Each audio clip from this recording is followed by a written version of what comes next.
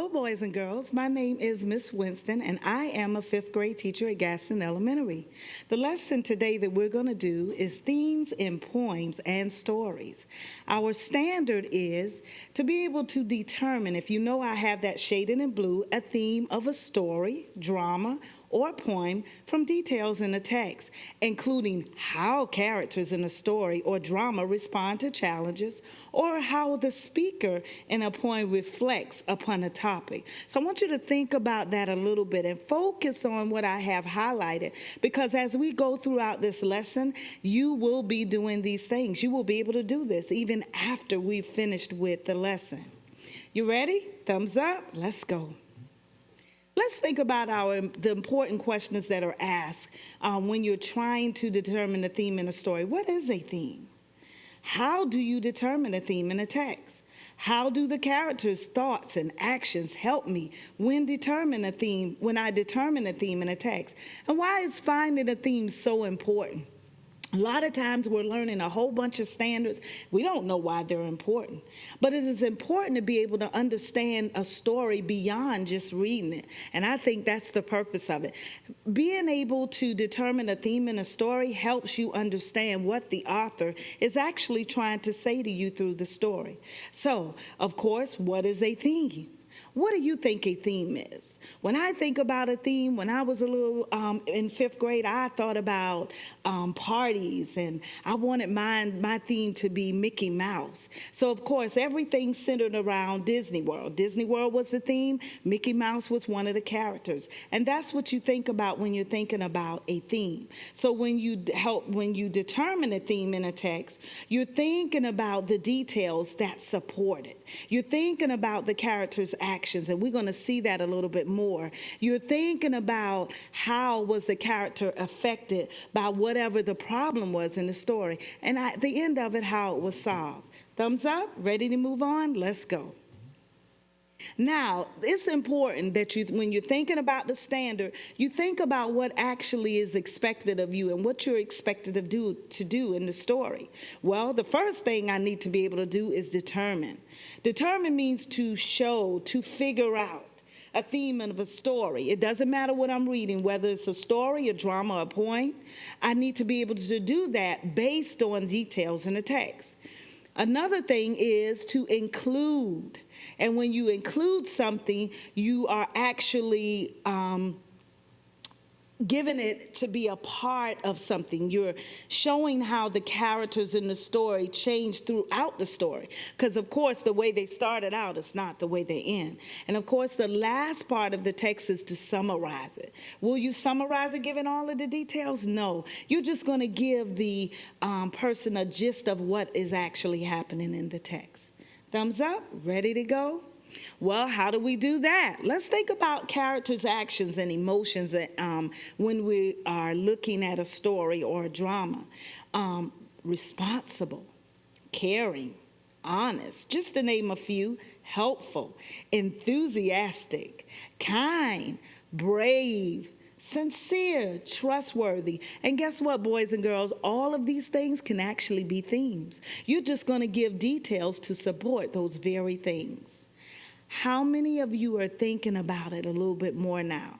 Does it help you a little bit understand the theme? I know that theme is kind of feels like a big word, but it's the central idea of whatever is happening in the story.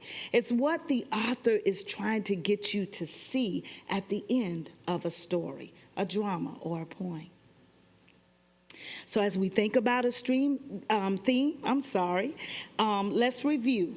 The theme of a story is the message, lesson, or moral the author wants you to learn.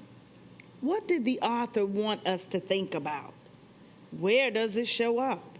And these are some common themes: courage, perseverance, honesty, good versus evil. I bet you can think about a story that fits right into good versus evil. Kindness, acceptance, cooperation, loyalty, friendship and love, compassion. How many of you have ever experienced showing compassion to your peer? Think about that just for a few minutes. Think about a challenging task that you were given and you actually persevered through it. It's not so much as being able to win, but understanding that if you push past the obstacles and you get to the end of it, that's perseverance. Thumbs up? Now, these are the things that you ask yourself. What idea stays with you? When you're reading a story, or you're reading a drama, or you're participating in a drama, or you're reading a poem, you're thinking about what stays in my mind constantly. What stands out? What am I focused on? And you'll be able to get to do all these things as we move through. All right, everyone's ready to move on? I'm excited.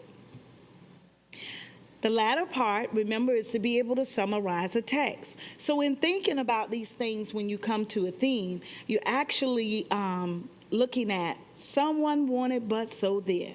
This is a very good way to be able to summarize a text, because you're only focused on these specific things. Someone, who or what the main character is.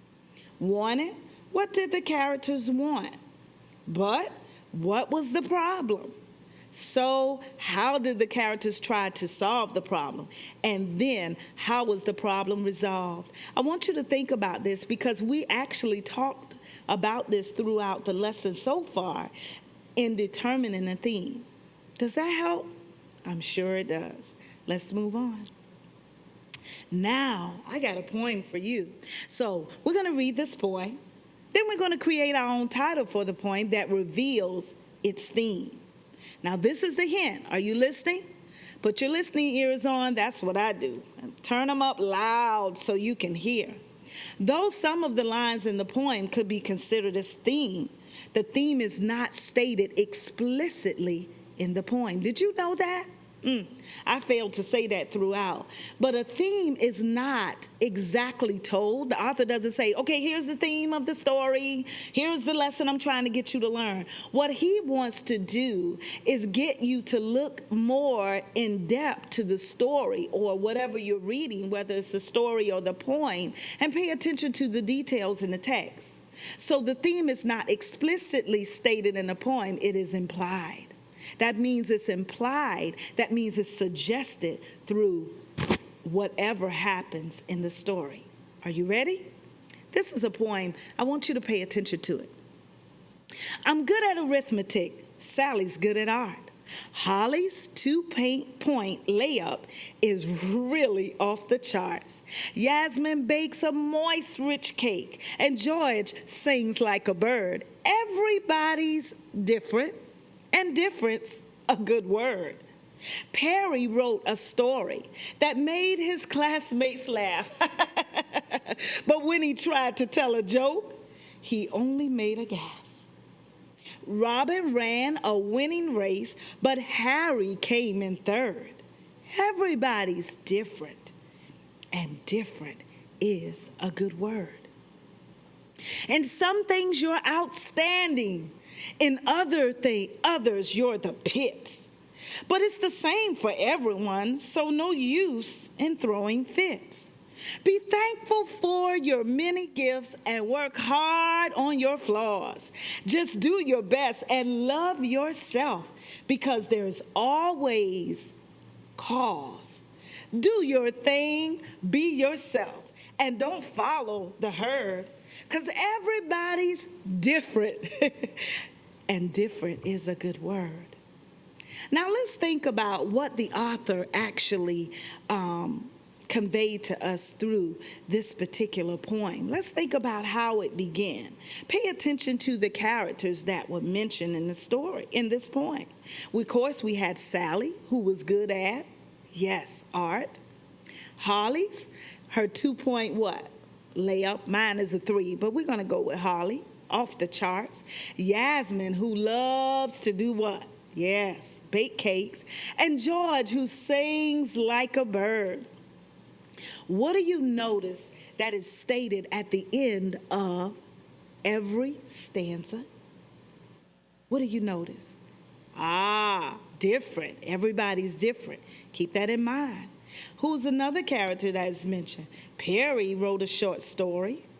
What else? Robin ran a winning race, but who came in third? Harry.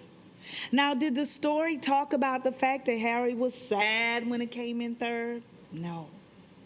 Everybody's what? Different. And different is a good word. Look at how the author begins this particular stanza. In some things you're outstanding. In other things you're the pits. Did the author show that between the characters? Yes, show that. But it's the same for everyone, so no use in doing what? Yes, throwing fits. Be thankful for your many gifts and work hard on your flaws. I want you to think about that. Because as we think about what we're talking about today is understanding a theme, I want you to see if this is something that you can apply to your everyday life. If this is something you can take with you and say, you know what? I don't want to give it away. So we're going to go on. Pay attention to the last stanza. It says, because there is always cause. Do your thing and be yourself. And don't follow the herd, because everybody's different, and different is a good word. What do you notice about this point? I'll wait for a few minutes. Yes, different, being different. Now, let's think about being different. Is being different a bad thing? No. Because all of us have many talents. And when I think about this poem, I love basketball, and LeBron James is my favorite.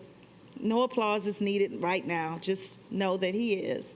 And I love the fact that he's a team player. He really is. And everyone on his team are good. On his team, they're good at something. They're good at dribbling the ball. They're good at posts. Any position that is given, everyone is very talented at that position. And some, on the other hand, don't do as well. But it doesn't matter what you do or what you're not good at or what you're good at. The most important part is that being yourself and being different is the goal. Now, I want you to think about it. Absolutely right. Be your own what? Self. No matter if you suck at it, no matter if you are good at it, being your own self is the most important thing. Did you like that, boys and girls? I did. Is that a lifelong lesson that you can take with you and take with you throughout the years? Not only in elementary school, but in high school and as you become adult. Because you know what? I saw myself in this poem. I saw some things that I felt like I sucked at and that I felt like I was good at. And I found out that it doesn't matter. It's all about being myself. Got it? All right. Okay. I want you to think about this. In remembering what a theme is and being able to determine a theme, this is something you need to ask yourself. What is the story or poem about? Because we read the poem earlier. And that's when one of the things that I like to tell kids is that the first time you read, you always read to understand. And the second time you read, you become a detective. How many of you know about Inspector Gadget? Yeah, you become a detective. You read to analyze. So in knowing that, of course, you have to have a prerequisite, and that's what is the main idea of the poem. What was the main goal? Well, Miss Winston, the main goal was to show that everybody's different. Yes. What is the meaning behind this? What is the author trying to convey to you? What is he implying? What is he suggesting? That being your own self is okay. What is the lesson? What is a lifelong lesson? Well, it doesn't matter whether I'm good at it or I suck at it.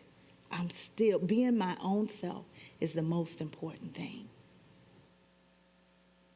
All right, let's summarize the lesson for today. Do we know what a theme is? I want you to think about it. Think about everything we talked about. Do you know what a theme is? Yes. It's the moral of a story. It's the central idea.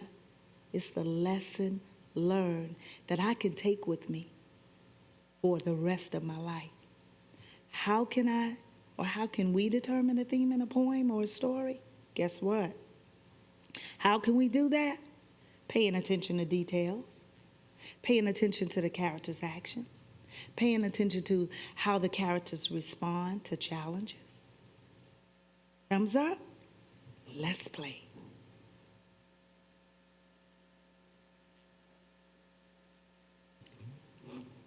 All right, I'm just going to go into this game. I thought this was a great idea. I'm just going to do two because we don't have much time. I'm about to end. Matter of fact, we're all out of time, so I'll end it with one.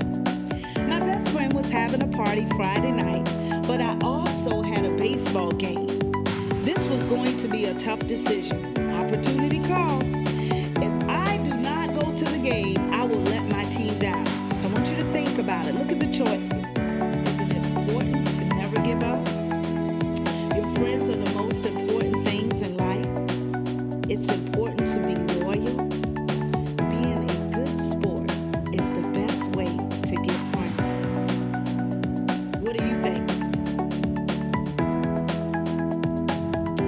I think it's important to be loyal. What do you think? Let's see.